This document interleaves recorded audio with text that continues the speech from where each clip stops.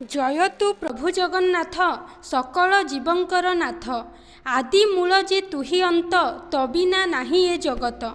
हे प्रभु तुही परमात्मा तोहर अंश जीव आत्मा।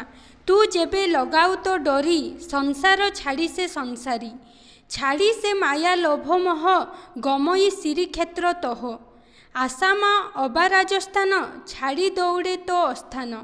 हे प्रभु तुही भावग्राही तबिनु अन्य गति नहीं। सते सकल सृष्टिर आधार समस्त जीवर जीवन सकल आत्मार अधीश्वर सकल विश्वर नियंता समस्त ब्रह्मांडर पति जगतर नाथ जगन्नाथंक महिमा शेष महेश विधि सचिपति को मध्य जना नहीं। तांको कानिचाए मात्र दया माया मोह लोभ जन्म मृत्यु रूपक महाभयरू उद्धार करिबारे सक्षम। आउ तार डोरी लागिले किए बा ताको अवमानना करिपारे। से अमेरिका हेउ बा इंद्रलोक राजस्थान हेउ बा ब्रह्मलोक जीव धाई आसे परमंक सहित सम्मिलित हेबा पाई। ठीक सेहीपरि सुदूर राजस्थान रो कोरोली जिल्लारू जगन्नाथ पुरी धाम को दंडवत यात्रा माध्यम 2022 डिसेम्बर 7 तारिखरू बाहरी भगवान को दर्शन करिवार अभिप्सा केवल भगवान चकाडोलांकर कृपा द्वारा ही संभव।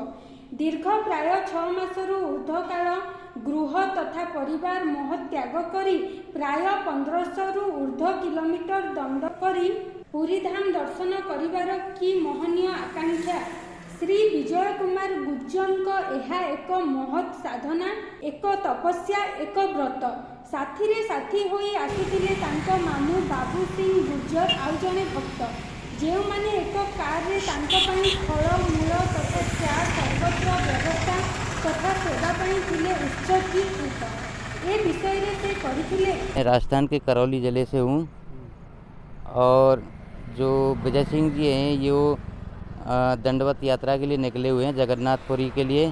राजस्थान से 7 दिसंबर 2022 में निकले थे और हम इनके साथ साथ चल रहे हैं इनकी सेवा में। इनको चाय पानी जो भी व्यवस्था है इनकी हम लगातार जहाँ भी दिन में चलते हैं तो करते रहते हैं। एक इनका मामा जी है बाबू सिंह गुर्जर।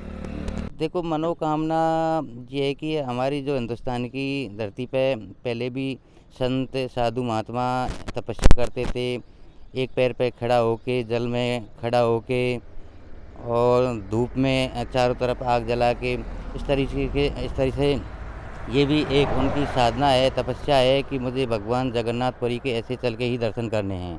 कब तक ये पहुंच जाएंगे? ये 20 जून को जैसी रथ यात्रा है उससे 2 दिन पहले पहुंच जाएंगे। ठीक है, जय जगन्नाथ। जय जगन्नाथ। जून 20 पृथ्वी प्रसिद्ध रथयात्रार 2 दिन पूर्वरु जगन्नाथ धामरे पहुंचीबार तांकर मनस्कामना पूर्ण हेउ भगवान तांकु सदय हुअंतु एतिकी मात्र कामना। जय जगन्नाथ।